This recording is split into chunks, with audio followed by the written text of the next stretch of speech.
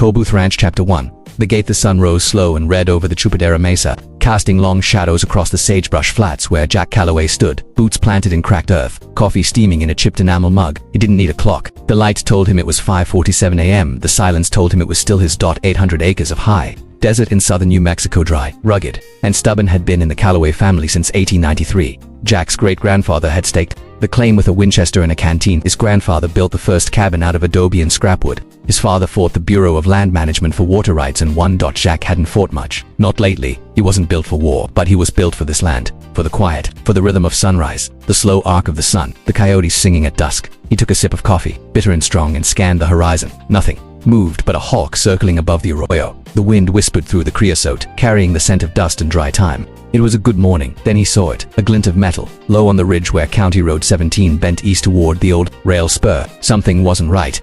Jack set the mug down on the porch rail and grabbed his binoculars from the kitchen window. He wiped the dust from the lenses with his shirt tail and raised them to his eyes. There it was, a chain link fence. Fresh, tall, topped with barbed wire. It cut straight across the access road, the only road in or out of his ranch, just past the old cottonwood where the boundary met the Willow Creek subdivision.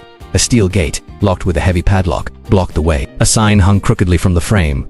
Willow Creek Homeowners Association, Prev Road. Not the RAS.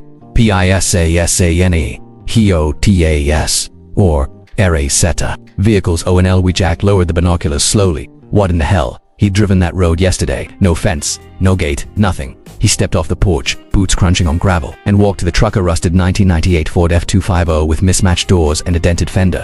He started it up, the engine coughing once before settling into a steady rumble. Then he drove. The 10-mile trip took him past the old windmill, the abandoned corral, and the dry creek bed where he used to fish as a boy. As he approached the ridge, the fence came into full view. It wasn't just a gate, it was a fortress. Concrete footings, security cameras mounted on poles, a keypad beside the lock. Jack stopped the truck 10 feet from the gate and got out. He walked up to the sign, read it again, then kicked the metal post in frustration.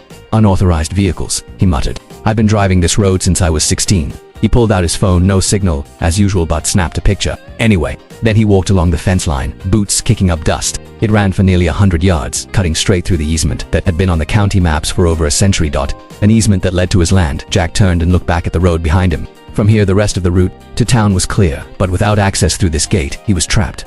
No way to get to the feed store, no way to the clinic in Truth or Consequences, no way to haul water, pick up mail, or make it to the county assessor's office for his property tax appeal. He stood there for a long time, hands on his hips, staring at the absurdity of it. Who the hell did this?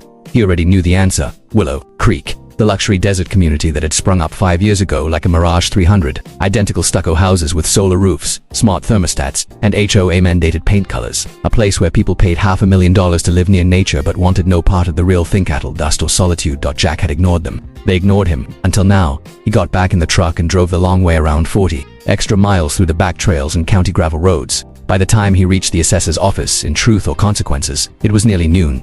Inside he found Martha Delgado, the county clerk, sipping iced tea at her desk. Jack Calloway, she said, smiling. Haven't seen you since the drought hearing, Martha, he said, tipping his hat. I need a copy of the easement records for parcel 447B. Her smile faded. That the Calloway Ranch? Same one. She raised an eyebrow. Let me guess, they blocked your road. Jack blinked. You knew about this? Knew. Half the county's talking about it. The Willow Creek HOA filed a road reclamation notice last week, claimed the old rail spur easement was abandoned and they were restoring community integrity. Jack stared at her. Abandoned. I drove it yesterday. Martha shrugged. Doesn't matter. They submitted paperwork, paid the filing fee, and the county engineer rubber-stamped it, said it was a minor boundary adjustment. Minor? Jack's voice rose. That's my only access. I'm sorry, Jack, but without a formal objection on file, it went through. You had 10 days to appeal. That window closed yesterday. Jack leaned on the counter, pulse thudding in his temples. So they just stole my road. They didn't steal it. They reclassified it. Now it's private HOA property, and my easement. Technically it still exists, Martha said,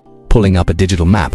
But if they've blocked it, you'd have to file an injunction. That means a lawyer, and a judge, and time. How much time? 6 months, a year. Depends on the court schedule. Jack exhaled slowly. A year. He couldn't run a ranch without access. The cattle needed feed. The well pump needed parts. His generator was on its last legs. And if I just open the gate, trespassing, they've got cameras. They'll call the sheriff. Jack looked at the map on her screen. The red line marking the easement ran straight through the HOA's development. His land bordered theirs on the north, but the road, the only road, cut through a narrow strip that had once been a railroad. Right dash of dash way. Then something caught his eye. He leaned closer. Zoom in on that corner. Martha clicked. The image sharpened there, Jack said, pointing. That sliver of land between the HOA road and the arroyo, that's mine, right? She checked the parcel overlay. Yeah, that's part of 447B, about 50 feet wide, 300 long. Why? Jack stared at it. Because the HOA's new access road, the one they built to replace the old county route, ran directly over that strip, and if it was on his land, a slow, dangerous smile crept across his face. You said they reclassified their road, Jack said, but what about this one? Martha followed his finger. That's their main entrance now. Leads from Highway 380 straight into the community. And it crosses my property. She zoomed in further, checked the survey data. Well, I'll be damned. Yeah, it cuts right through your southern boundary. There's an old survey marker there, 1912. It looks like they didn't even file a new easement. Jack felt something shift inside him. Not anger, not fear, opportunity. He thanked Martha, took copies of the maps and drove back under a sky turning purple with evening that night. He sat at his kitchen table, the documents spread out before him. He lit a kerosene lamp and studied the old plat maps, the railroad deeds, the county records. Then he found it. Section 14, Township 7 South, Range 4 West, original railroad right-of-way easement 1908, transferred to Callaway family via quitclaim deed. 1952, held in perpetuity for access and utility use, and beneath it, a footnote. Any structure or road built upon said easement without written consent from the landholder constitutes trespass and forfeiture of use rights. Jack leaned back in his chair. They hadn't asked for consent. They hadn't even told him they'd fenced him out, but they'd driven in. Right across his land, he pulled out a legal pad and began to write.